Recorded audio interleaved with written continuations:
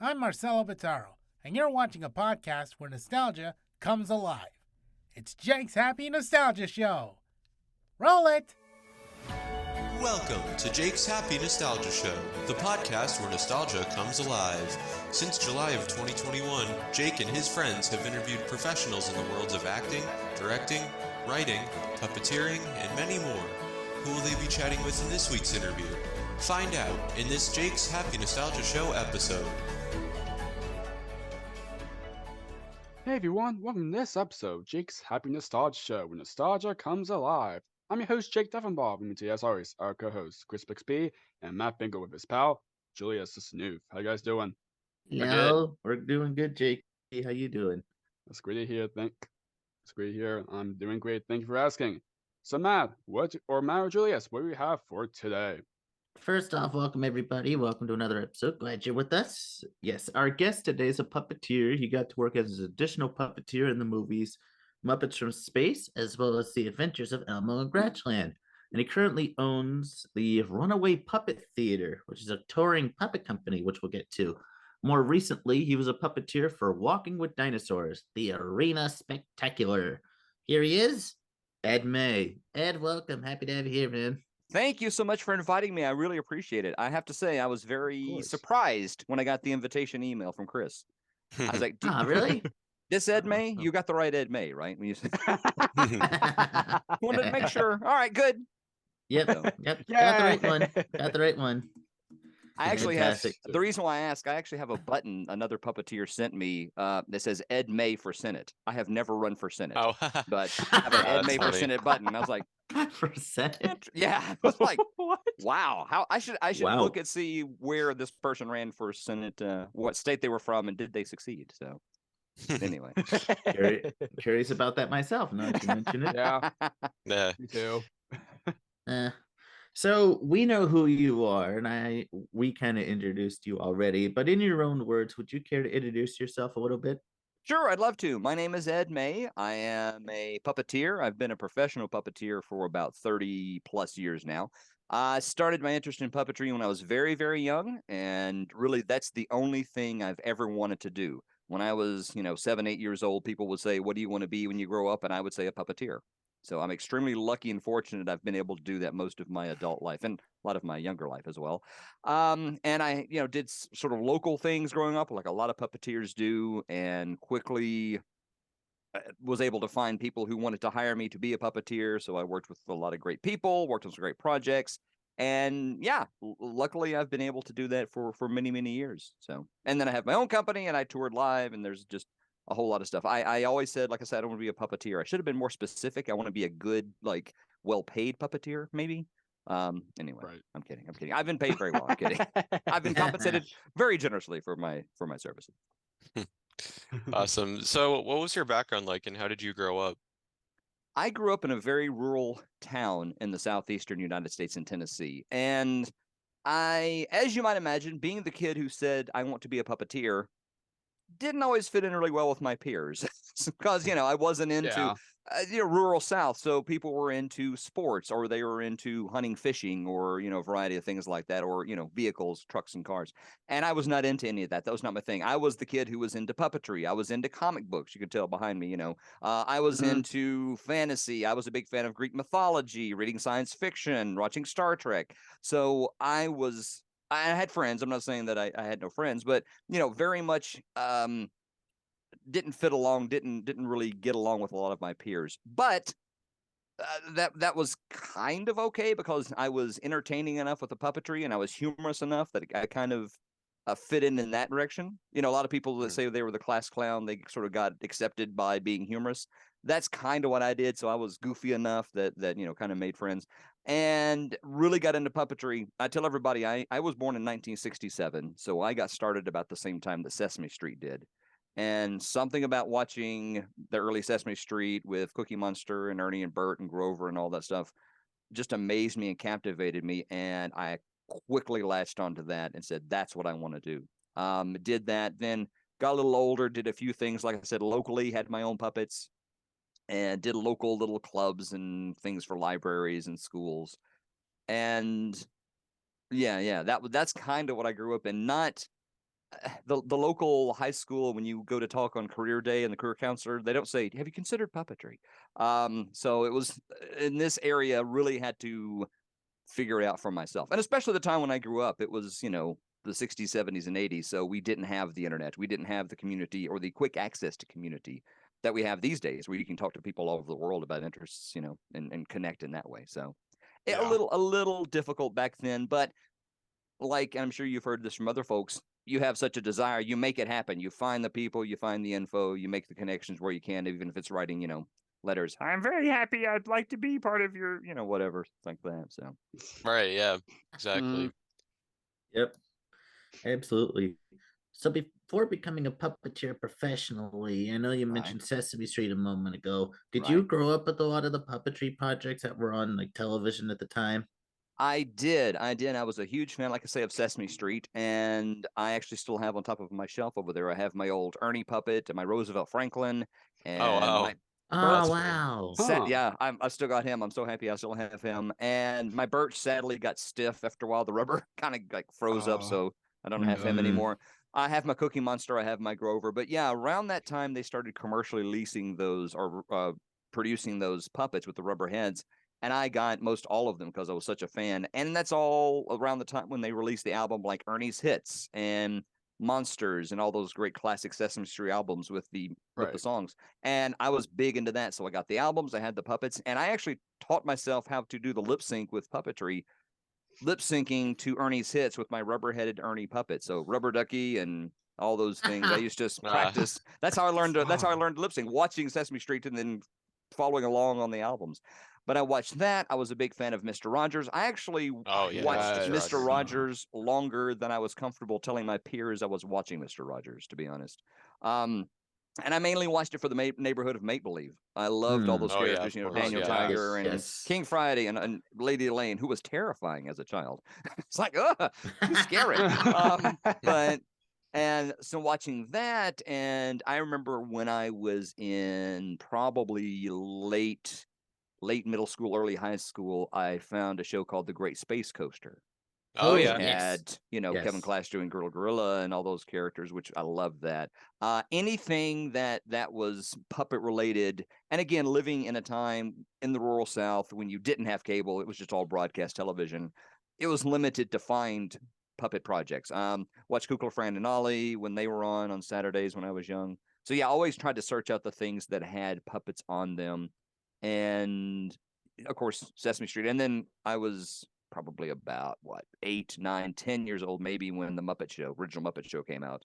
And that was it. I was like, I did not miss an episode of that. I was just all about the Muppet Show and absolutely loved that show, which, I mean, if you talk to people my age, that's not an uncommon thing to hear. So yeah. I'm kind of curious. Growing up, did you have like a favorite Muppet character? I always liked several of them. I really liked, but one of my favorites is this is not an original answer, but I loved Fozzie Bear. I've always loved Fozzie Bear, and because he was so committed, he was going to try. He was awful at his job, but by gum, he was going to go out there and do it. He would say, I love the episode that you guys probably seen where Edgar Bergen is the guest, and so Fozzie's going to be a ventriloquist, and he doesn't understand the whole point of ventriloquism, and Kermit has to tell him. He's like, no. I still see that and I crack up every time. It's just, Fozzie is so passionate. He's so into it. He's like, yes, we're going to go do it. And it's not going to go well, but he is all enthusiastic. So I've always loved Fozzie. To say Animal is an easy one, but I always liked Animal. But I always liked all of the Electric Mayhem. They were always good. And I'm kind of happy they're going to be getting a Disney Plus show. I'm really looking forward to that. I've seen a couple of teaser trailers. I guess you guys have seen those, and that looks really good. We've seen those too. Yeah, I feel like it's going to be pretty good. I'm like, okay, and I like the fact that there's the whole idea of what do you do with the Muppets and the ensemble.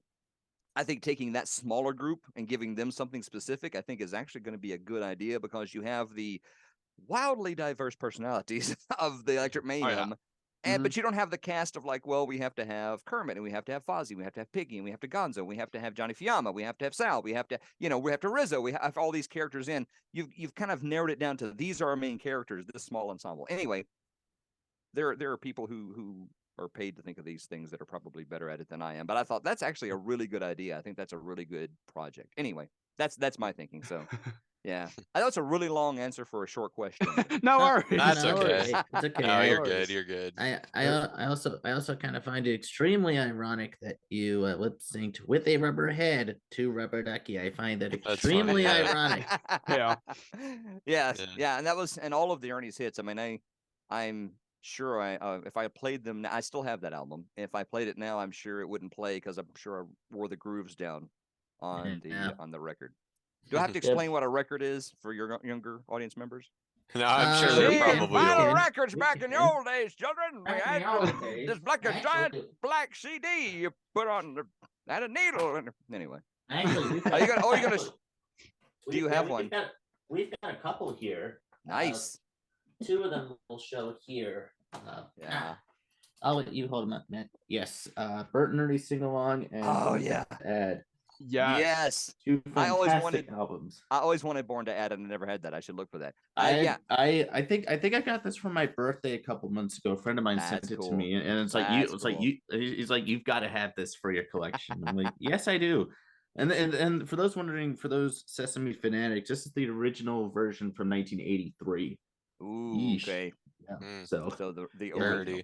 Yeah, The I had OG. Ernie's hits, the Monsters one where they had the Frazzle song, which was great. Oh, yeah. Yeah. I used to love Frazzle. Do you guys remember Frazzle? Oh yeah. yeah. Loved It'd It'd be Frazzle. nice to I see always him back loved on him. Sesame Street. Yeah. I haven't seen him in a Yeah. long time. Yeah, when they brought him back, I love him. And then also had, of course, the Muppet movie soundtrack, Great Muppet Caper soundtrack, and Oh, I listen to need those to- over. Th- and those over are and those are over two again. I would love to have. I've never had them, but I would Yeah. love Yes. to. They're Yes. worth it. I mean, because all the movies, yeah. all the songs in both of those films are so good.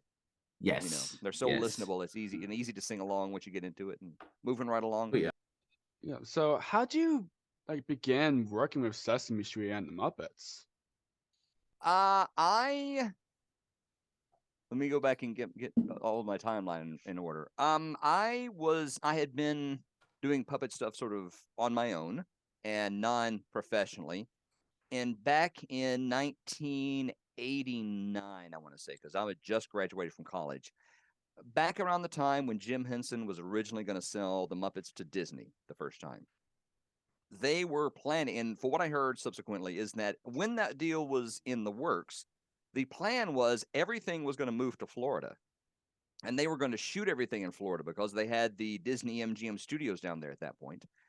And they were looking for puppeteers in the southeastern United States to do additional Muppet performance, you know, the chickens and the cows and the stuff in the background. And I think Sesame Street was going to stay up in New York, but everything else, all the Muppet stuff was going to be produced down in Florida. And they were looking for puppeteers in the region to do like additional Muppety stuff because they were afraid. I think they thought maybe they couldn't find as many as they had access to in New York. And I just happened to find out from a friend of a friend that they were doing this casting call audition at the Center for Puppetry Arts in Atlanta. And I sent in a letter and said, hey, I'm interested. I'm a puppeteer. I live nearby.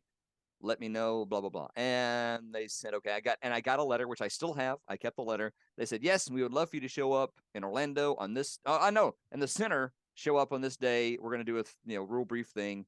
And everybody had times, and you walked in and you did some very basic puppet manipulation and performance with, I think it was Kevin and Steve, Kevin Clash and Steve Whitmire. Wow. And yeah, that's who I auditioned for. I was like, oh, Oh. no pressure. Like, hi there, people. I'm so glad to see.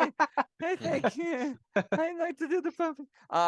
So yeah, it was pretty cool, and I got to meet them and did like a quick thing, and it was a group. It was like a whole. They brought in like a dozen people at a time, and you did the alphabet and you counted, and you did like a real basic little sing along, move around, blocking, choreographed movement. And after that was done, as I was leaving, Steve Whitmire said, "Hey, just come here just a minute," and I was like. And he said, hey, we're going to have like a little impromptu workshop this afternoon. Can you hang around to do that? And I was like, yes, I can. So I did. It was like, that was the morning, and like later on that afternoon, it was me and a few other people because they had several groups come through and they'd pulled out a few people from each group. And then it was about maybe another 24. So And we got a small little mini workshop there with Steve and Kevin for about 2 hours of, Muppet style puppetry. And this is how you tilt the head when you turn. And this is how you enter a scene. This is how you exit a scene. And we would do a larger choreographed number. And at the end of that, I was like, this is great, and sort of said, they said, we're looking for puppeteers in the Southeast that can do this. And I said, that's great. And then, of course, did that, was on that euphoria for a while. And it wasn't too long, I got another letter from the Muppets, the Henson organization, saying, hey, we're going to have a week-long workshop in Orlando. We'd like for you to attend that. And I was like, ah. So I went down there. I had an aunt that was living nearby at the time, so I stayed with her, and I commuted in every day. And it was a whole week, 8 hours a day, learning the Muppet style puppetry from Kevin and Steve, and it was great. And I met that's where Peter Lenz first got his start, from Atlanta. So I met Peter there. Heather Henson was there, so first time I met her, and a lot of other folks. Met a wide variety of people, and did that. And so that's kind of how I started working with Sesame and Muppets and things like that. Again, a very long answer, but yeah, that was kind of what started. And then luckily I was on their list. I mean, I was on a name that they knew, so tried to keep in touch and said, hey, if you're available, I'm available. And every once in a while they'd call and say, hey, can you do so-and-so? And I'm like, yes, I can. And then when they shot Muppets from Space and Elmo and Grouchland in Wilmington, I went over there and auditioned for that. And since they kind of already knew me, and I reminded Kevin I had met him, he's like, yeah, we did the workshop. He's like, oh yeah, of course. And then, I got to perform on the two of those. So anyway. Awesome. And speaking of Elmo and Grouchland, what was it like working on that movie? That was like my 5-year-old dream come true, because I luckily got to perform many of the classic Sesame Street characters as stand-ins, of course, not being the main lead performer. But when they would have a big shot, I quite often got to be one of the lead guys, which was great because there were some additional Muppet performers who really didn't get to do that much. They were just there to do the trash bag in the Queen of Trash scene, or the extra person here, or one of the anything Muppets in the background, the whatnots walking through the scene, things like that. So I actually got to perform Oscar the Grouch one time in a crowd scene. I got to perform the Count in a crowd scene. I got to help assist Kevin perform Cookie Monster in a scene. I got to perform Elmo briefly when Kevin had to be somewhere, and it was like Elmo passed through, and then the scene where after Elmo's blanket goes in the trash can. Yeah. And Elmo's like, I'll take care of this. And you guys leave me alone. I'll take care of it. And then there's a shot. You see the trash can here in the foreground, and Elmo's behind it, and he turns and he walks towards the trash can, and then you see him climbing up. That's me performing Elmo as he walks towards the trash can. And then Kevin is doing the puppet that climbs up. So I was this one going, oh wow. Wow. I moved about that far, but I did get to perform Elmo about that long. So I was like, wow. And of course, when you do that, it's like it's Elmo's movie. There's no pressure. It's like, yeah, okay. No pressure. When they say, here, would you do Elmo for this part? And I'm like, yes, okay. Yes. Yeah. But that's the weird thing. I mean, I got to perform these characters that I grew up and then have such an affection for, but you can't, in the moment when you're performing, you can't let that bother you. You can't freak out like, I'm actually touching the Oscar puppet. This is Carol Spinney's had his hand. His DNA is all in this. You've got to be, you've got to do it. You're a professional. You've got to actually do the job and perform Oscar and make it look like, Oscar the Grouch. So you can't. So we would do that. So, try to keep focused on the job and doing the job and making the shot. And we were staying at a local hotel with a friend of mine, and he was working on the film as well. And at night after we'd shoot, we would sit around the pool, have a couple of drinks and sit there. And we got to this habit. I'd say, today I got to perform the Oscar and the Count. And he would say, today I performed Grover and Cookie Monster. And we'd just take a moment. And then we would look at each other and go, because it was like, oh my God, it was this amazing, like I said, it was my 5-year-old childhood dream. I couldn't do that on set when I was actually performing, because it's like, I need to do this and do it right. But after, when everything was gone and I had a lovely dinner and I was sitting around a pool at the close of the day, that's when I allowed myself to kind of experience the wonder of it all. So anyway. That's awesome. Yes, it's fantastic. Now, in that movie, there were some guest appearances, including Mandy Patinkin and Vanessa Williams. Yes, Did you get to work with either of them in that movie? You froze up on me. We just said the names. Oh, Mandy Patinkin and Right. Vanessa Williams. I did. I got to work in the scene with Huxley, the character that Mandy Patinkin plays at the end, when he is grabbing all the stuff and putting it into the mine machine, and when all the Grouches break in to his area. I actually was a stand-in for Telly at one point, so I did sort of run by the scene with Telly. I did get to do. Oh, do you remember his sidekick Bug, which was performed by Joni Mazzarino? Yeah. There is a scene where when Huxley's first song, when he's talking about mine, take it, then I make it mine. There's a scene where Bug has a tissue and he hands it to Mandy Patinkin, then he turns and does like the beginning of the song. I'm performing Bug in that. So I had to sort of look at him, and then I had to hand him to the tissue because Joey was, again, somewhere else in the set because Bug was going to pop out somewhere else and do part of the song with him. So I was just the stand-in to do that. So I got to do that and got to work with him, and, he was very complimentary. He said, "Oh, that was great." And I was like, "Thank you very much." So that's my resume now. Mandy Patinkin says, "Great." And then when Vanessa Williams was on set playing the Queen of Trash, I assisted Kevin. He was the garbage bag person that was playing the flute in that scene, and I am one of the extra hands with that. So he's doing this, and so he's doing the lead in one hand, and I'm assisting with the other hand and he and I practiced the song, like which finger would be down on which note, how we would play it. Looked like he's actually playing it. And at one point, you'll see Vanessa Williams is walking by, and she stood like here for a long time. So I was performing like this, and part of her Queen of Trash gown was sort of draped over my shoulder and stuff like that. So I was probably that close to Vanessa Williams for a while. Wow. So she smells nice. So anyway, as you might imagine, now you kind of see her, you think she probably smells nice, and she does. She did that day, so didn't smell trashy at all. But yeah, she was very nice. Again, I didn't have a chance to talk to her because we were busy doing the shoot. But she was very nice, very nice. So yeah, awesome. Yeah, very nice to hear that. Yeah, get to work with them. It was good, and I like I said, I was lucky because I got to perform many name lead characters in some spots where it was definitely going to be something you'd see. So another movie you got to perform on during that time with the Muppets was Muppets from Space. What was that like? Yes, that was equally amazing and wonderful, and a goal of a lifetime, kind of one of those bucket list items. Because again, I got to perform some name characters here and there, and a lot of stuff that I did actually ended up on screen. And in that situation, I got to meet Dave Goelz, and of course in the other one I got to meet Carol Spinney, and there was a long period where we're sort of waiting. I'm going back to Elmo and Grouchland, but there was a long period where we were waiting for the shot to be set up. And I was wearing a shirt that had Wallace and Gromit. If you're familiar with Wallace and Gromit, the Aardman animation stop motion characters, I was wearing that, and Carol Spinney and I stood there and talked for about 15 minutes about Aardman animation and Wallace and Gromit because he was a big fan.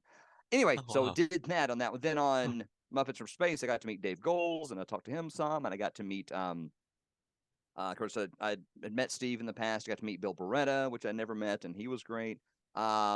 Didn't get to meet Frank Oz because he was there just a short amount of time because I think he was working on Bowfinger at that time. I think he was busy directing both. I may have been wrong, but I think he was directing something. But yeah, I mean, that was great because I got to perform, like I said, characters that I had grown up with and had always loved, and was extremely excited to perform that. So that was fabulous.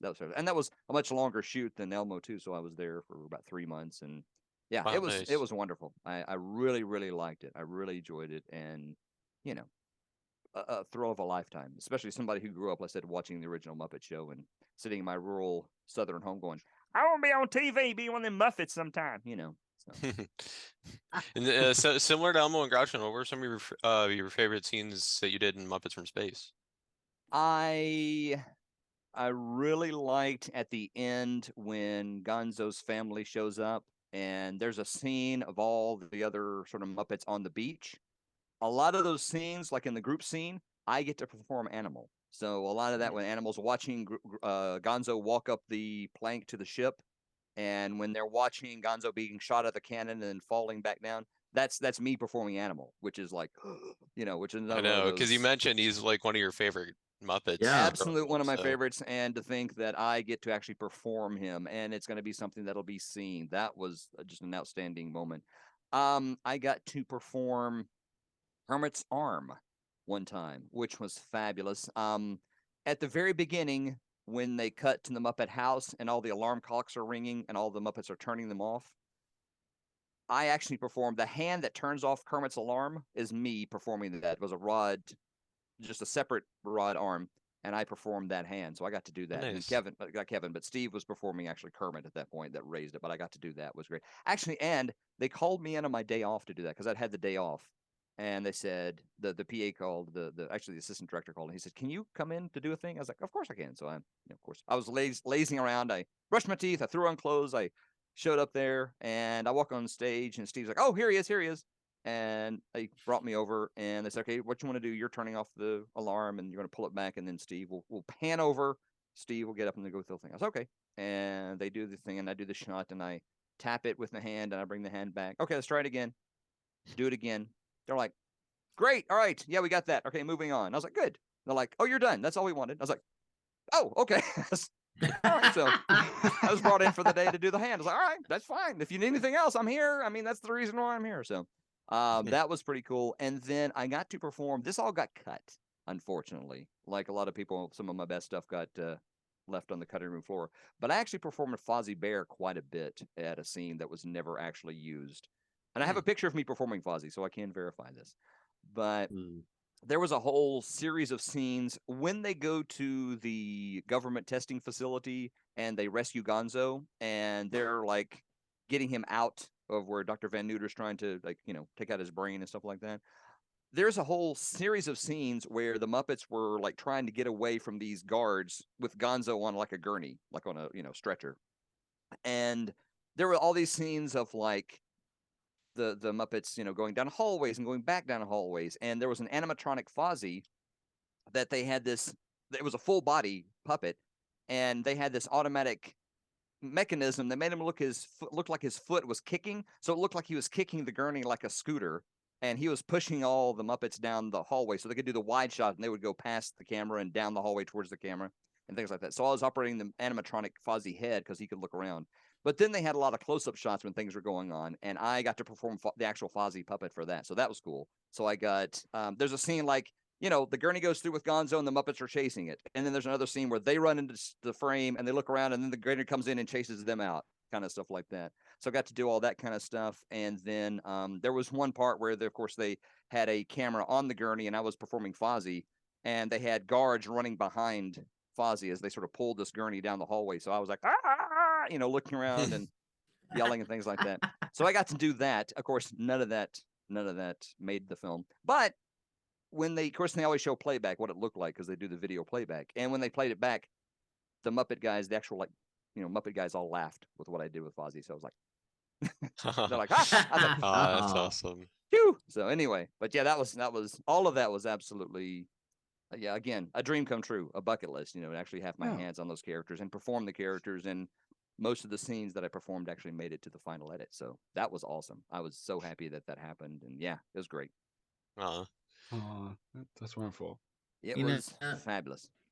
Visualizing that scene, that would have been really cool in the movie. Not gonna lie. Oh yeah. Yeah, it was a really cool. I mean, I understand why it probably got cut, because I'm sure they needed to cut things out. I mean, you have certain restrictions and you want to get it within a certain time, and I understand why things get cut. But it was, when we were shooting it, it was a very funny scene. Just there was a lot of that slapsticky humor happening. So, but yeah, that's what happened. Absolutely. Yeah, it happens. It happens. So during your time with Sesame, you kind of brought up one of these names earlier. During your time with Sesame and the Muppets, you also got to work with Carol Spinney, who you mentioned earlier. Yeah. Jerry Nelson and Bob McGrath. Yes. What was it like working? What was it like working with those amazing people? Bob McGrath was possibly, if possible, even nicer and more pleasant in person than he was on screen. He was absolutely one of the most pleasant, genuine, sincere people I have ever met. And I subsequently met him later at another event, and he I said, "Hey, we worked together." He said, "Oh, yes, yes." And he said, maybe he didn't, but he did. He was very gracious. Said, "Yeah, yes, of course, I remember doing that." He was great. Like I say, I think he might have been even a kinder person off the camera than he was on camera. Yeah, just a wonderful, warm, happy guy. He was out of his element. We shot the Elmo and Grouchland in North Carolina, Wilmington, North Carolina, and yeah, just a wonderful, very, very nice guy, very, very pleasant, very genuine. Carol Spinney was absolutely a legend. Just one of the people that I always looked up to. He and all the Muppet performers, but because he was Big Bird and because that puppet is such a physical performance, you have to be. There's so much going on when you perform Big Bird, just because of the physicality, the way he's performed. It was just amazing to meet him and to talk to him about something like Wallace and Gromit, or we had a couple of other conversations briefly. I actually got him to do I was going to get a autograph for my wife, and when Carol did an autograph, he didn't just do an autograph; he would do a sketch. That's right. Yeah. Yes, Yeah, that's and right. he loved the fact that her name is Robin. So we were, and actually we were actually doing a little promo video for it. It was like on a Saturday, so they called me and Carol and a few other people in, and I was sitting at the table with Deborah and Carol, and I said something. I said, "I hate to ask this, but my wife wanted to get an autograph," and he's like, "Oh no, I'll do a sketch." And Deborah's like, "Oh no, he doesn't do autographs, he does sketches." And he said, "What's her name?" I said, "Her name is Robin." And he immediately went into the Big Bird voice and says, "Oh, is she a bird?" And I said, "No," in full Big Bird voice. And I was like, and he's like, "Oh, is she a bird?" And I said, "No, but I think she's a pretty cute chick." And Deborah guffawed. She guffawed. Deborah's like, she laughed. She thought it was very funny. So yeah, he drew a picture of Big Bird. Says, "Hi, Robin," that we still have. We have it framed here in the house. So he was again just the I hate to say nice because I think that's an overused word, but just a pleasant, caring, giving man. You could tell when you're around him, he had a deep love of Big Bird because he had a sketchbook that they had there, and he was sort of sketching in it, but he was like one of those blank sketchbooks where he had just drawn picture after picture after picture after picture of Big Bird. And I've never seen somebody that I've known that had such a love for the character they perform. And not just because I'm the performer, but I think he just loved that character even as somebody separate, if that makes any sense. He really loved, and he said he goes, "I wouldn't cross the street to talk Oscar." He's like, I don't care for Oscar, but not that he didn't like Oscar. He liked Oscar, but really just the love he had for Big Bird was pretty amazing. And then Jerry Nelson, of course, when I got to perform with him was one of those moments when I was like, okay, you got to be professional here. You can't fanboy out.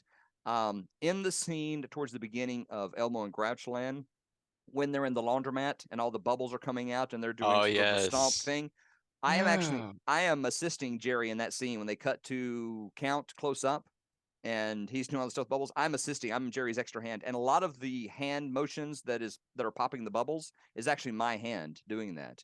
So the and the pink gosh. and so I'm working with Jerry. So that was a moment when they said, Jerry would have counting here, and Ed, would you assist Jerry? Yeah, that's a moment when I was like, okay, calm down.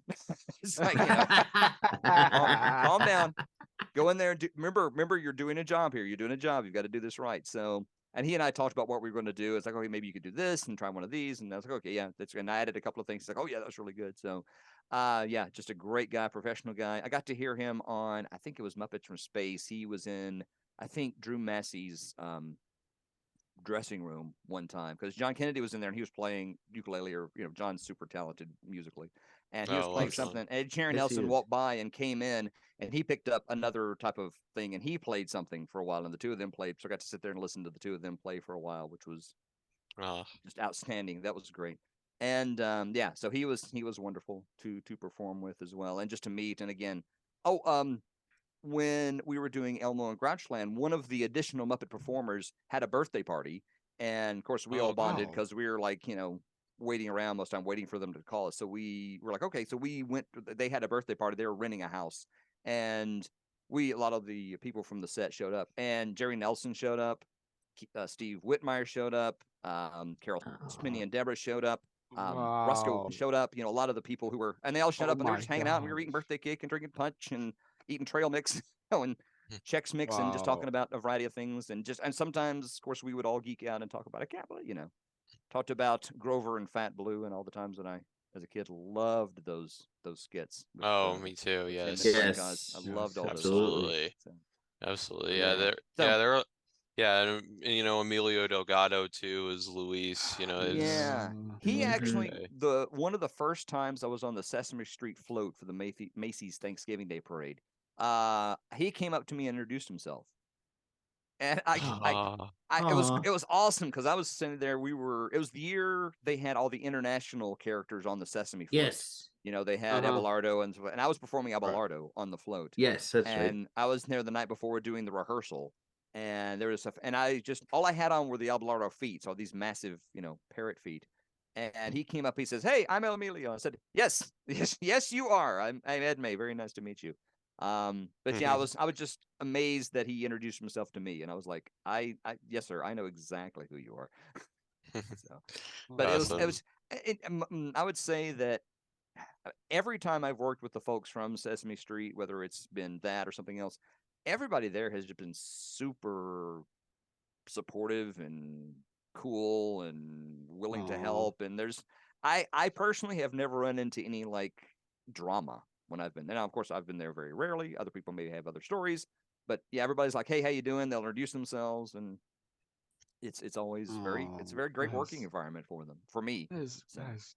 And Absolutely.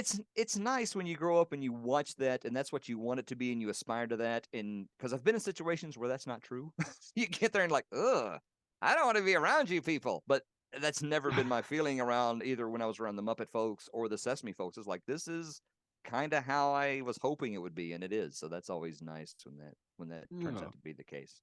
Absolutely, Yes. absolutely. Yeah. You were mentioning the Macy's parade. I think I forget who it was. I think it was Allison Bartwood who brought up the Macy's parade, and Bob. There were, I don't know if you two remember this when she was on, but the Macy's parade. I don't remember what year it was. There were these group of kids. I think it was for a marching band. I don't remember exactly, but they look above and they go Bob, Bob, like it's actually Yes, it's I really know. Bob. Yeah, I I know. understand it's really that. Bob. Yeah. Yeah, it's really Bob. Yeah, and like I said, and when Elmo and Grouchland, I felt that way when I first met Bob and met Emilio and met, Sonia and all those Aw. people. I was like, But again, I Uh, had to. It's like, okay, don't fanboy out too much. Just right. Right. Yeah. nice to meet you. We've kind of felt the same. We've kind of felt the same way with this show too. Yeah, Oh yeah. we've I kind of felt understand the that. same way with this show. Yeah, Yeah. Absolutely. that's Oh my why gosh. when you guys sent out the invitation, I was like, I've seen some of the people you have on your show, so yeah, it's like quite some impressive folk, especially that Ricky Boyd. Do you guys know that Ricky Boyd? Yeah. Oh My yes. heavens. Love Yes. Ricky. What a Yes. fine. I say that because I worked with Ricky for about 5 years in Nashville. So Wow. Oh, wow. yeah, we worked. Awesome. There used to be a channel called the Nashville Network, and he and I worked together for about 5 years with a company called Peppercorn Productions, and they were a puppet company owned by the Nashville Network and Gaylord, and we were doing stuff specifically for the Nashville Network. So he and I were the lead characters, 2 fishing puppets, and we did that Wow. together. Yeah, on a boat out on a lake, and we were crammed underneath Oh my the god. deck. Yeah, zipping across a Wow. lake at like 20, 25 miles an hour while we're in there. Yeah, Oh, yeah, it was something. It was great though. I Oh loved my it. But yeah, gosh. Ricky and I were sort of like Abbott and Costello together for about 5 or 6 years. So, It's Oh, awesome. wow. Awesome. and I still like Yeah, it. he's some. great. Yeah, He's absolutely. he's wonderful. Absolutely. So now going back to Sesame Street a bit, you also worked on a TV special, Elmo's Christmas Countdown. Can you talk a bit about working on that? I can talk a little bit about that. I was on there just a very small amount. But yeah, a lot of background characters for that. That like I said, I can't talk a whole lot about it, but it was just cool to actually be on the set, to be actually at the street. I got to see and meet Sheryl Crow, which was kind of nice because she was in that, and yeah, I did a lot of sort of background walkthrough. No like lead characters, nothing that was featured. Excuse me, nothing like that. So yeah, Right. but it was a lot of fun. They said, "Can you come up here and do this?" And I was like, "Yes, sure, of course I can, sure." And so went up there and did that. So that was a lot of fun. But I only worked like 2-3 days on that. It was very brief. But yeah, again, got to see the people I had remembered, and luckily they said, yes, we remember you. Gary Halverson was the director of that, I believe. And I had met him on Elmo and Grouchland. He directed that. So I was like, hey, I was like, hi, Ed May, I worked with you on Elmo and Grouchland. He's, oh, okay, good to see you again. Yeah, but did a couple of the big ensemble pieces when they did the song with Jennifer Hudson with all the animals and stuff. I was one of those characters, and so like a lot of ensemble Sesame character things like that. But it was great. I was really happy to do it. So yeah, Definitely, but that's a really good special. Oh, it yeah. is a really good special, and I Yes. was really happy when I saw it. I was like, that's really good, because I remember I'm old enough to remember Christmas on Sesame Street, the old one. Yes. Yeah, because Sesame Street, Oh, yes. Which was a Christmas really, Yes, you know, amazing, That classic was a one. really good one. Really good one. I remember that. I also Yeah. remember, have you ever seen the Muppet Show before the Muppet Show? The sort of the first one they put out before there was ever a series. I The think pilot, so. yes. The pilot one, yeah. I've seen that. Yes. I remember seeing that on TV as a kid and being like, because of course all I knew at that point was Sesame Street, and seeing it, it was like amazing. It blew my mind. It was like, what? And then at the end, if I remember correctly, they sort of were showing the action happening, but then they pulled back and you could see the performers Yes. running around. Yes, I was they like, did. what? I don't remember how old I was, but I was like, this is, because I knew that's how it was performed, but I was like, this is amazing. Oh my gosh. I loved it. And then when I never saw it again, I was like, did I dream that? And then later on, I realized it was a real No. thing. But yeah, it was great. It was a great show. So anyway, I remember, I Yeah, want to say, no. wasn't Nigel the lead in that? I believe so, yes. Because that's the first time I had Yes, seen yes. that character. And then when I saw him again as the band leader in the orchestra conductor in Muppet Show, I was like, Yes. I know that guy. So anyway. It looks familiar. He looks familiar. That tux looks, I think they used that tux before. Yes. They probably when was that pilot? 75? Yeah. 1975. It was, 70s, yeah. Gosh, almost. yeah, it was pretty early on. So So you kind of touched based on earlier that that you puppeteer for some of the Macy's Thanksgiving Day parades. What was it like doing that? that was great and exhausting all at the same time. Yeah. I bet. Yeah. I Yeah. bet. Partially because, like I said, the very first time I was on it, they got me to do Abelardo. Of course, that's like the Big Bird style. I had my hand over over my head the entire time. So that was exhausting. You have to get up super early. You have to get in position super, super early. You have to sort of coordinate, and then and then you wait around for a long time because they want everybody ready. And then the Right. parade starts, and then you're doing the parade for quite a while.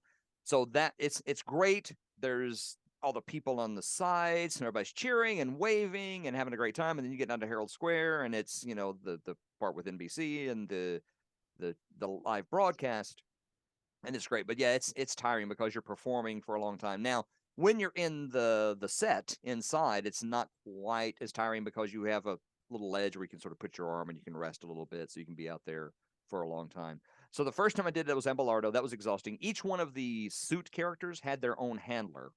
And anytime that you got too tired, you could give them a hug. And so you would lay your head on their shoulder, just put your arm on their shoulder so you could get some blood back and rest for a while. And then you'd go, stand back up. And they tried to make sure that everybody had a time to go inside and to sort of get out of the costume a little bit for 5-10 minutes and get back in and come back out. Of course, they had to do that before we got down to the television part because they wanted everybody out there for the big number. So that was great. And then after that, I performed Harry Monster, which was really cool. And I was upstairs, and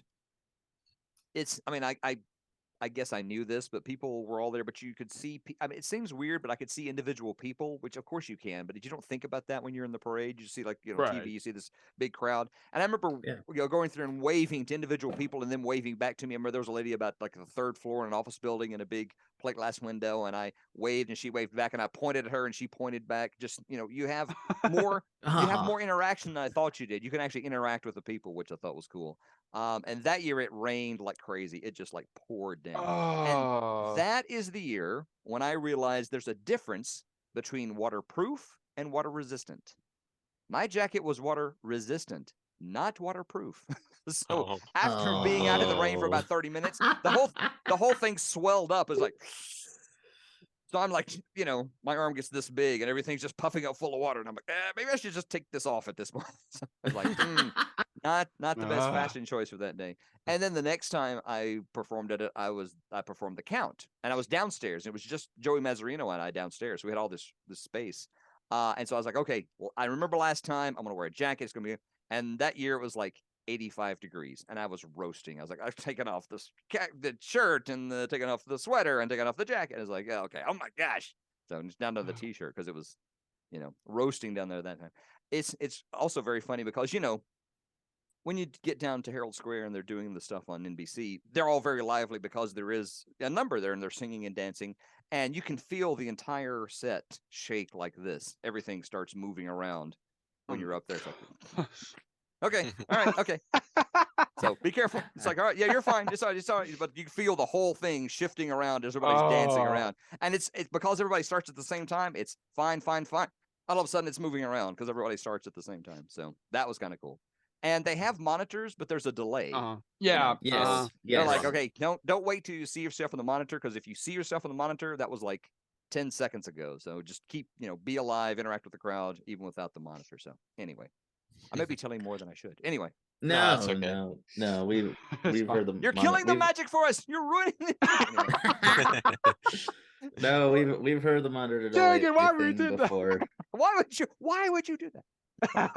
Jake's like, we lost Ed. Something happened.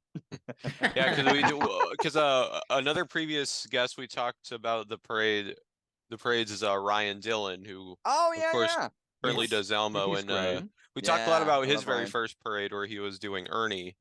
Yeah, and he talks about like The delay, monitors, The yeah. monitor delay and that kind of thing. Yeah. Ryan. I met Ryan one of those other Muppety Henson workshop things a long time ago when he was still living, I think, over in Pennsylvania, and sort of had just started working with Sesame and things like that. So yeah, yeah, Nice. He's great. he is great. I would echo and agree heartily with that sentiment. He is great. Oh yes. Yes, He's absolutely. doing a great job. He's doing a great job. It's Elmo, honestly just a really talented guy for let's be honest, not an easy character to perform. Yeah. No, not at all.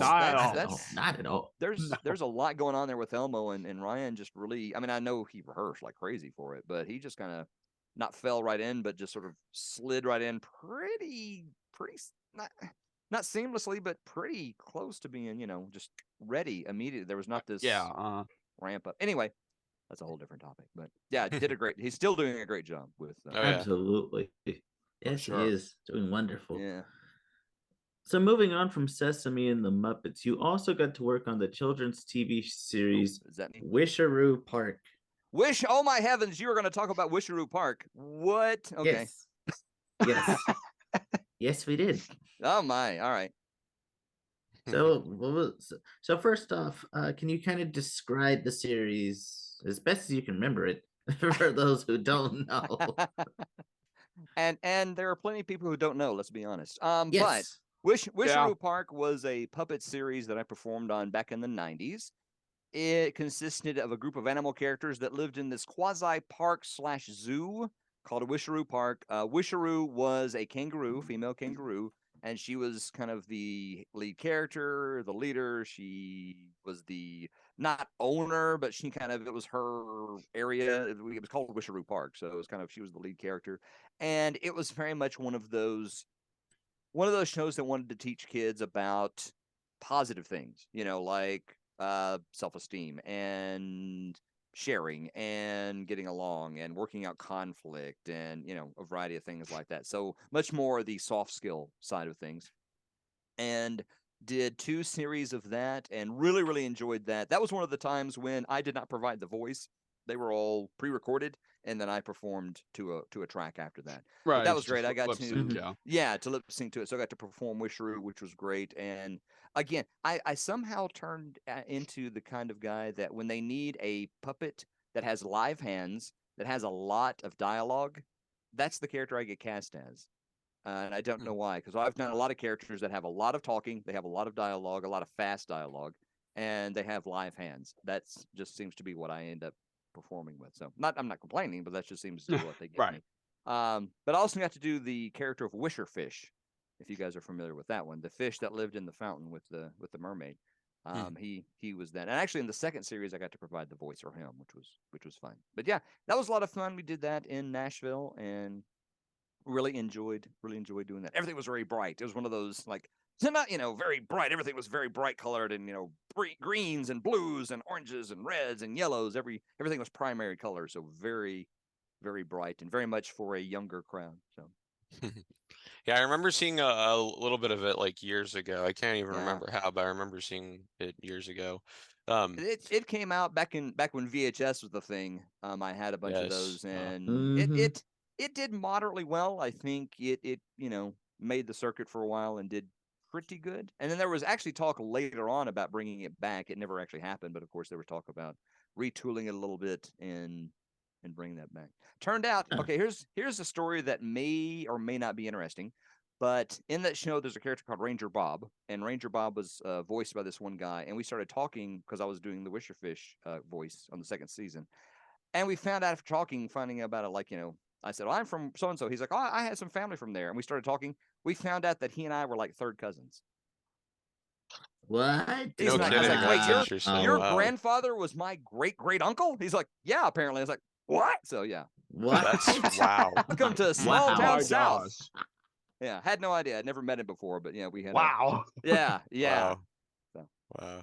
So now you mentioned earlier, walking with dinosaurs, the arena spectacular. Can you talk a bit about that? I can. Yeah, that was an absolutely fabulous show. So happy to to have been part of that. That was an arena show, so we traveled to like hockey arenas and it toured all over the world. It was life-size animatronic dinosaurs. So we had, I want to say, 15 different species of dinosaurs: Tyrannosaurus Rex, Brachiosaurs, Stegosaurus, Torosaurus, Allosaurus, Stegosaurus, I said that already, Ankylosaurus, like that. And they were all based on the largest fossil of that species ever found. So our T-Rex was based on the biggest T-Rex fossil they've ever found. Our Stegosaurus was based on the biggest Stegosaurus fossil they'd ever found. And it was do you guys remember the Walking with Dinosaurs BBC show? Yes. I don't know if you guys remember. Yeah, it was groundbreaking at the time because it used the computer-generated graphics, and it was sort of showing you this is what dinosaurs would have looked like in their environment. This is how they would have lived, how they would have interacted, and they decided to do that on the stage, and they did. And so the dinosaurs were massive. They were incredibly lifelike, and it was an absolutely fabulous show that I did that for about 11 years and did the same show multiple times a week, and I never got tired of the show. I thought the show was absolutely fantastic. I always loved it. Even the last time I performed it, I loved it as much as the first time I saw it. Yeah, and it was the most when you have a really large thing, you have a large puppet or you have a large machine, and there's a certain amount of delay if you're doing something in remote control. I move the controller, and there's a second and a half before the thing moves, and it's like big motion. It's like moving very large, very lumbering. These puppets were so incredibly responsive, and they could move in such an incredibly subtle way.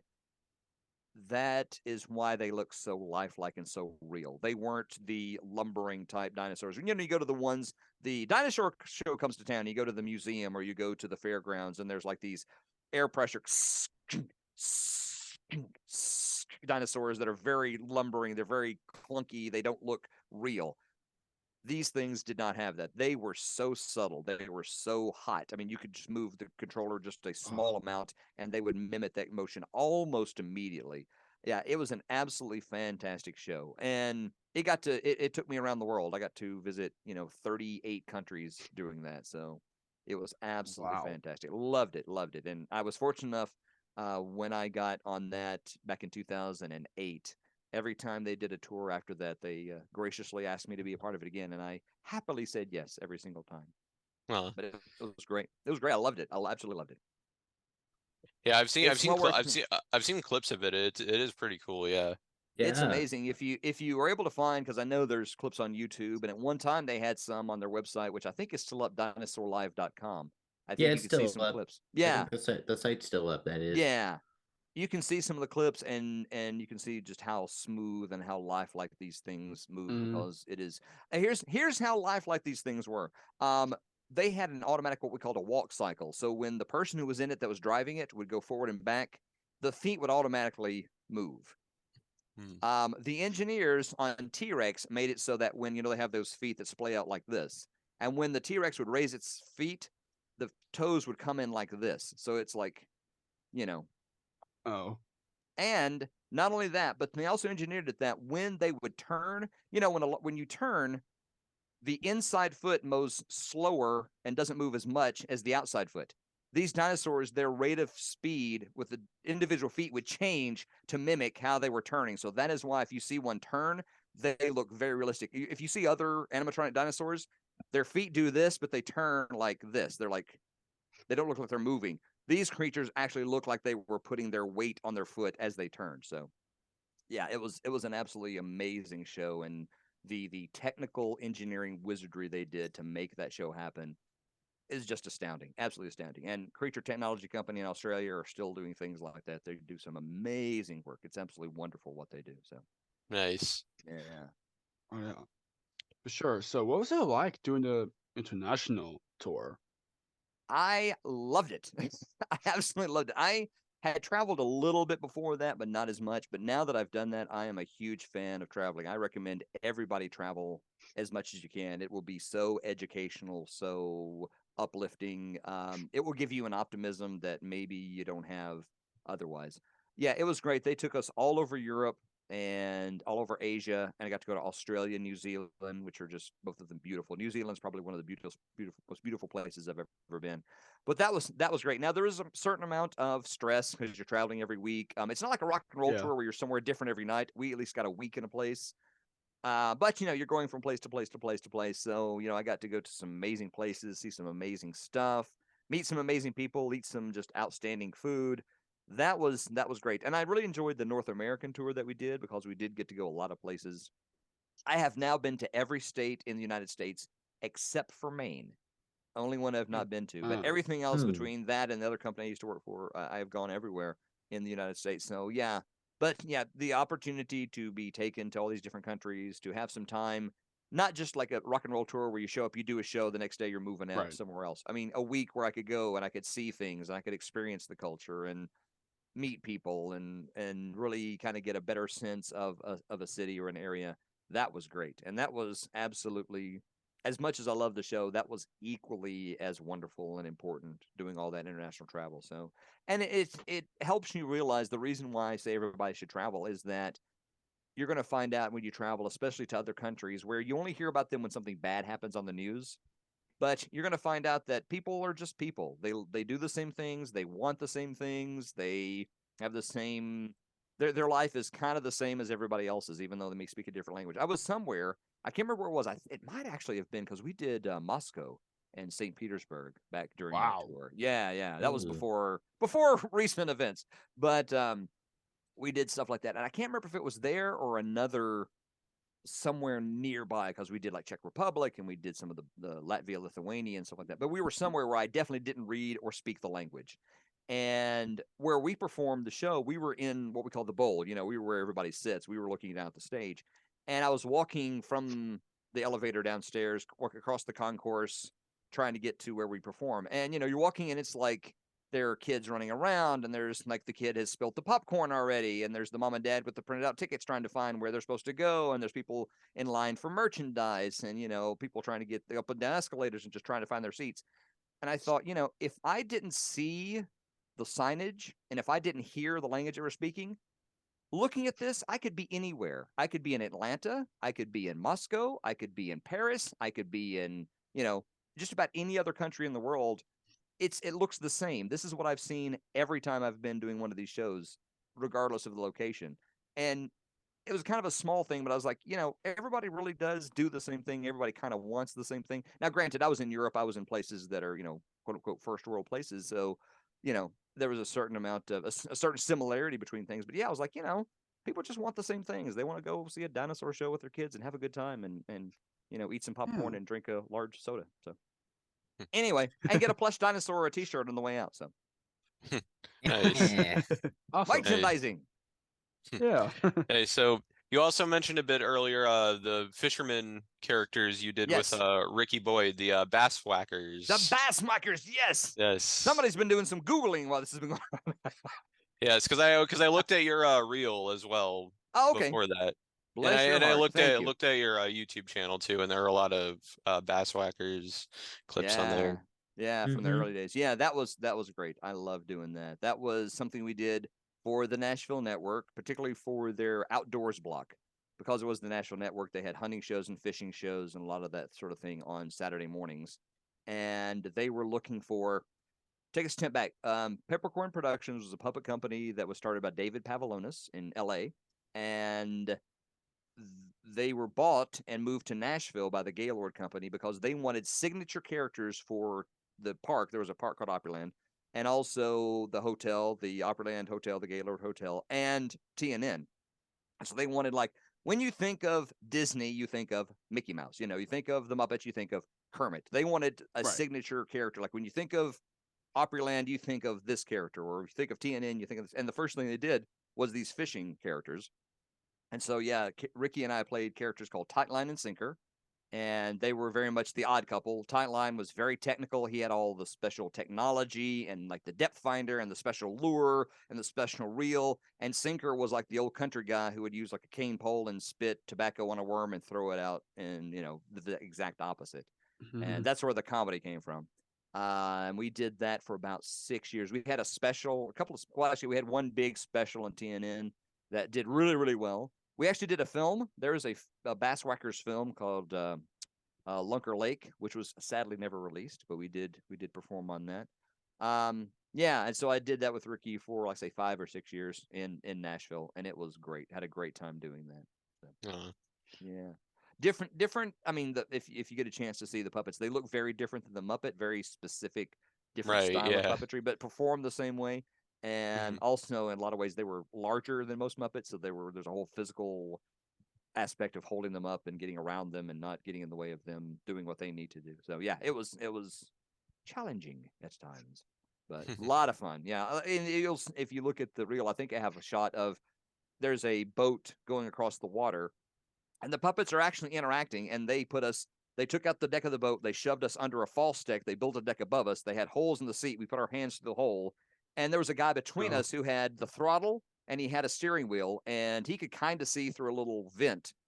And they would say, okay, action. And the guy would be, whoa, as fast as he could. And we would just go zipping across us, like basically inside the same with their puppet up, hand up inside the puppets through the seat, performing these guys. So you see these two puppets out on this, tracker boat, bass boat, with nothing around them, and they're talking and laughing and stuff like that. Today that would be done digitally, but we did it old-fashioned way back in the 90s. Yeah, but I love doing that. It was a lot of fun. Awesome. Yeah, I was a big fat redneck in that show. I was typecast, I tell everybody.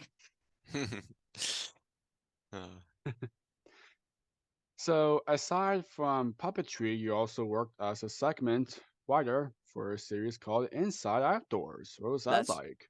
That was great. That was sort of the series of the characters that were on TNN. They did the film, and they said, well, to help promote it, we should actually have a series. So they put a series called Inside Outdoors, which was during their Saturday morning outdoors programming. And that was really cool. There was a guy who was the main script writer for the show, but then we would write the small little segments. And that was my first chance to write actual comedy puppet bits that would actually show up on screen. So that was a lot of fun, and that was a big learning experience. It's like, okay, I knew how to perform puppets, but how do you write for puppets? How do you take into account their limitations, what they can and can't do, because there are people, and how can they move? Which in a way, other people who write for puppets who don't understand puppetry sometimes ask them to do things they can't do. So having this experience of knowing what they can and can't do was helpful in that. But that was a lot of fun. I really enjoyed that. And some of the stuff that I wrote actually made the air. So that was a lot of fun too. So it was cool to be at that time. The Peppercorn Company was kind of out away from the main Gaylord TNN studios. And I think they kind of like just said, okay, you guys do your thing, and not really forgot about us, but didn't really pay attention to what we were doing in a way. And they just kind of, yeah, we just need to do a show. You guys do a show and send it to us. Almost. I'm sure there was more to it than that. But it was like, okay. And we were able to sort of almost like, hey, kids, let's put on a show. You know, we could write our own stuff. We could perform stuff. We had a lot of freedom to put things together and put it on. And then they put it on the air. So that's one of the reasons why it was such a great time to perform on that, because we got so much freedom. So currently, you're also a writer for Pulp Gamer Media. Mm-hmm. Yes, that's actually something I did for a while. It's not happening at the moment, but yeah, I did that for several years. Yeah. Wow. Yeah.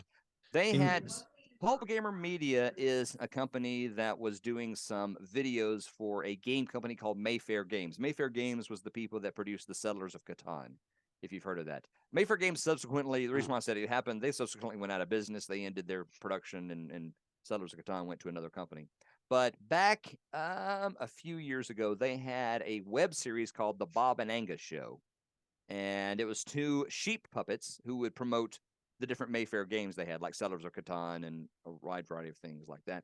And luckily, it was all shot in Arizona, but luckily I got to write for that. So I was just a writer. That actually didn't perform except for one time, but I actually got to write for that, which was a lot of fun because that was writing only. That was just me writing and they had to be short little bits, so you had to get in, get out pretty quickly, and make it entertaining and promote the game. It was promoting the Mayfair game, so that was a lot of fun. I really enjoyed doing that, and that is where I met Stacy Gordon. Oh, okay. Wow. Yes. Yeah. She was sort of the puppet captain on that. She was the one who, it was a small shoot, so she did everything other than perform. She actually was the Claire character. If you see her with Claire now, Claire O'Brien came from that show, the one she created. So, yeah. So she made a lot of the puppets. She didn't make Bob and Angus, but she made some of the other puppets. She was kind of the puppet wrangler and puppet doctor and all that stuff. And that's the first time I had met Stacy working on that. So, yeah. Wow. Nice. And she's doing a wonderful job on Sesame Street with Julia. I think she's absolutely wonderful. Yeah, and I just saw recently they were doing a big thing for, I think, Autism Awareness Month or something, or I don't know if it's come out yet, but yeah, she was talking about the stuff she had been doing. So yeah, she's done very well with that, doing a really good job with Julia, which is Julia's such an amazing character. Julia's and a good character to have. Absolutely, yeah. A good character to have. And Stacy has experience with people with autism and things like that. I think she's worked with them in the past, so she sort of has an understanding of what maybe is important to bring that character. Right. I think I don't want to speak for her, but I feel like she has a sense of what is important for people to know about Julia. So you also own a touring puppet company called Runaway Puppet Theater. How did that come about? That is something that I started several years ago with my wife, and before that I worked with other touring puppet companies, and I'd stopped doing that, and I had said, I like I said, I've always wanted to be a puppeteer. That's really the only thing I've ever wanted to do. And there was really nothing going on, and like most people who are in performing arts or creative arts, when you don't have somebody hiring you, you create your own work. So I created a puppet company. I was, okay. So started doing, it's very small. I tour regionally around the Southeast, primarily performing in libraries. We've done some school shows. I also do workshops. Right now I'm actually doing a workshop with an arts integration school locally. And that's a very short time limited thing. But yeah, so we tour around. We primarily at this point do library shows. Every year there is a new theme for summer reading programs in libraries. And we create a brand new show, an original show every year for the summer reading theme. So this year our show is called Lions, Tigers, and Bears. And the theme is unity, kindness, and friendship. So I picked 3 stories that have something to do with kindness and friendship and wove them together. And of course, growing up with the Muppets and growing up watching Rocky and Bullwinkle and Fractured Fairy Tales, all of my shows have that kind of humor. It's always like something weird, bizarre happens. And it's, one year we did Ugly Duckling, and the Ugly Duckling was a dinosaur. And then because everybody made fun of him because he was so ugly. So like the sheep made fun of him, and the cow made fun of him, and they all made fun of him until finally his fairy godmother appeared and said, well, he didn't like bird seed. He was eating the seed with the ducks. He said, I don't like that. And she's like, well, that's because you should eat meat. He says, "What do you mean meat?" She says, like cows and pigs and ducks. And then he, of course, at the end, he runs off and eats the animals that have made fun of him. So maybe Oh, not the my- best moral, but No. but that's kind of to give you an idea of how our shows usually go. Yeah. Pay back by eating them up. Wow. Yeah, Yeah. Yeah. One year we did Tom Thumb, and I just drew a Sharpie face on my thumb, and this was Tom Thumb. And he was trying to find a job. He tried to be a professional page turner. He would turn pages for people. Eventually, he won the big wrestling competition. So I drew another one of this, and they did a thumb wrestle thing, and he was the wrestling champion. So that's give you an idea of what kind of shows we do. Nice. Awesome. Great. That's great. So we've covered a lot of your past puppeteering work, but is there anything you're currently working on that you can share? Let's see. The biggest thing coming up soon will be the new summer programs. After that, there was a possibility of a big puppet thing happening here in the Southeast. But it's one of those things that's still a possibility. So nothing specific that I can talk about right now. There's definitely I'm going to be doing this. It's always the life of a freelance performer is that you're always almost about to work. As one of my friends said one time, if I had worked every time that somebody said I was going to, I would be a multimillionaire, and I've been around the world like 12 times. But it's always, again, there's a variety of things that happen. So yeah, there's always I'm looking. By the way, if anybody knows of any puppet jobs that are looking for another puppeteer, please feel free to send them to Edward Bay at care of this station. So yeah. So there's that. But there's a few things that are happening that I still try to feel out and see if it's going to happen, and seeing if I can get a hand in on some of that. And then summer, and then after that, I'm actually going to be gone for a while because my son is getting married at the end of the year. Oh, congratulations to him. Thank you. Yeah, he is very happy, and he is going to get married. He's marrying a girl from Ireland, and they're actually having a wedding in Ireland. So we're going to move over there, or not move. Wow! Head over there. And, that's go cool. to Wow. the wedding, and Nice. and the great thing is, I know some people in Ireland, and I know quite a few people in the UK because of the tour, the Dinosaur tour. So I'll get to go back to some of the places I've been and see some friends I haven't seen in a few years. So looking forward to that. That's wonderful. Fantastic. That's a big focus for this year. Absolutely. Oh, Absolutely. yeah. So now what's the biggest piece of advice that you could give to anyone who wants to get into puppetry? My heavens, biggest piece of advice. I can think of like a few. Can I give you more than one? Is that okay? Yeah. Is that within the rules? Of course. You won't like unplug me if I give more than one, right? It's like, I'm sorry, you're gone. Done. That was your one. You're done. First of all, don't let people tell you can't. It is definitely a non-traditional career path. It is a non-traditional thing to say, but you can definitely do it. It is possible. After that, I would say get very clear about what kind of puppetry and what kind of puppeteer you want to be. There is a wide variety of puppetry. There is Muppet style on television. There is the animatronic things that I did with, like our pal here, like that. Hello. There are the things that are animatronic, like Grogu, or a variety of things you see on film. So that's a very specialized, specific style of puppetry. There are shadow puppets. There are bunraku. There are rod puppets. There are marionettes. So yeah. So get as much as you can. Get clear about what kind of puppetry you want to do, what kind of puppeteer you want to be. Because, I know some people that do some amazing things that don't do Muppet stuff or Sesame stuff at all, but they're fabulous performers and they do great with the style of puppetry that they perform. So, yeah, just get an idea. Now, don't feel like I can only be a marionette performer or I can only be a Muppet. I mean, you can do as much as you want, but think about, do you want to be a generalist? Do you want to be a specific person? So I think that's something important because that'll help you make decisions when opportunities arise. And then after that, just every chance you get, perform. Even if it's just for you and put up a camera. At least back when I was a boy, we were rehearsing. You had to get a VHS camera and have to hook it up with a television. It was an ordeal. And now, with one of these, you can, as long as you can flip the monitor, because that sometimes is a problem. But if you can flip the image, you can practice your monitor puppetry on a phone or a tablet or a laptop. almost immediately without a lot of barrier to entry. Yeah. And something that I am bad about, this is something that I tell myself I should be more proactive about, but there is such a wealth of opportunity. If you want to be a puppeteer, if you want to have your own show, there has been no better time in the history of mankind for you to do your own puppet show with your puppets the way you want to do it. You don't have to go to an executive. You don't have to find people that have a lot of money. You don't have to pitch it. You don't have to get a time slot.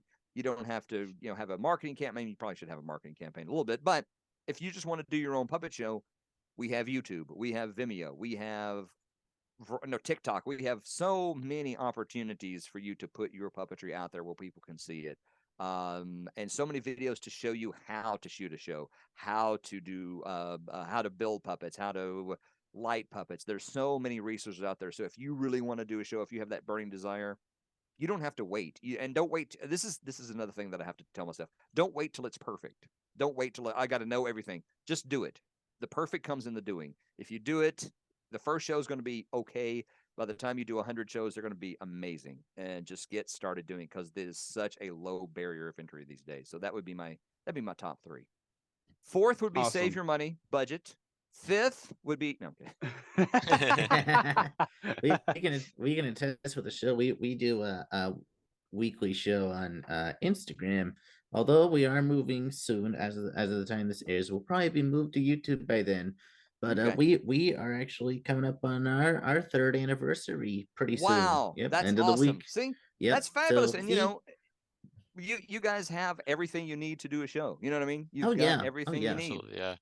Yep. Mhm. Yes, And we if you do. wanted to add stuff, you could, but you don't have to. And actually, I have to say, when I got the email from Chris, I did go and check you guys have a YouTube channel that I checked, and I sort of saw all the stuff and had watched a bunch of those videos and such. So I was like, yeah, you guys have got it going on. And I was like, wow, this is, the amount of people you've had on here and just the length you guys have been doing. I just started doing, I'm doing like more role-playing game videos on my channel now, just because I decided I want to do that. And I've only been doing it for about a year, so I'm very judgy on what I do. But I keep thinking I'm comparing myself to people who have been doing it for 3, 4, 5, 8 years, and that's an unfair comparison. As they say, comparison is the thief of joy. But comparing myself in a year in with people who have been doing it for 5 years or more, or 3 years or more, is not a fair comparison, because they have a lot of experience that I don't have. So anyway, Right. that's enough of me pontificating about that. Right. Like, are you gonna be done? Oh my gosh, why are you still talking? Oh, jeepers. We just asked a question and you've gone on for half an hour. And anyway. There are a few sounds I like more than my own voice, just to be honest. So Mm, I'm Yeah. alone in that. I understand I'm alone, but well, you're probably not alone. I'm sure there's some people who do, some people who don't. you're Most- right. You're most probably don't. true. Most Most don't. don't. Generally But- speaking, most don't. Generally speaking, most don't. Most But- don't. Most.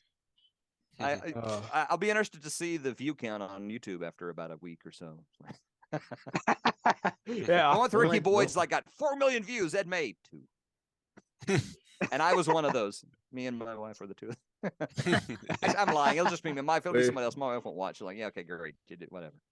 Yeah, sure. So, what would you like to say to those who have supported the projects you've worked on over the years? Thank you. Thank you. Thank you. Thank you. Thank you. Thank you so very much. Yeah, it's because of the support and people enjoying what I've done is the only reason I've been able to do what I've been able to do. So thank you so much.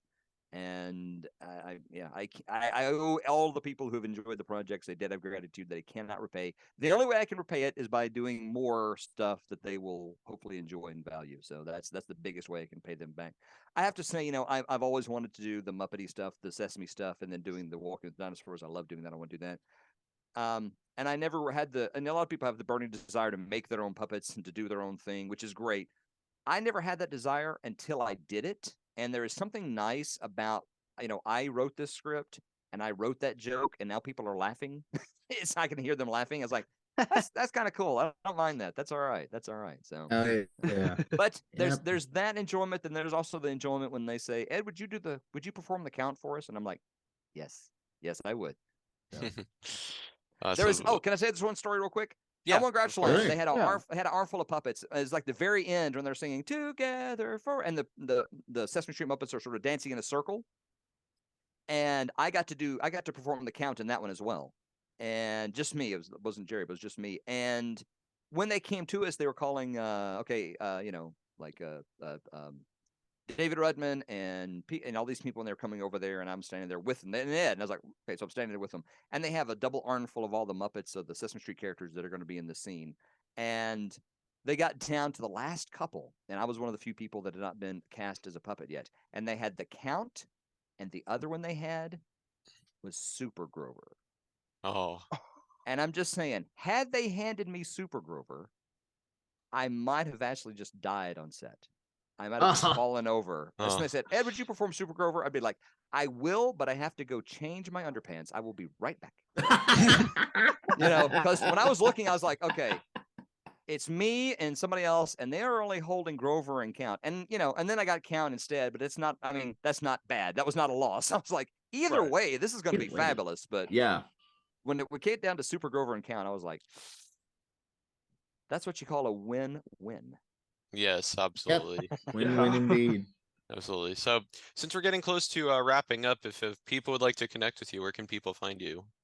You can always find me on Facebook. My company, Runaway Puppet Theater, has a page that is woefully unupdated, but it does exist, so you can check me out there. There's also runawaytheater.com, which is the website for Runaway Puppet Theater. You can see some of our different characters, see some information about the shows we've had. I am both on Instagram as me, Ed May, and Runaway Puppet Theater's on Instagram as well. That's a little more updated, but still not. I'm kind of bad at the social media thing, to be honest.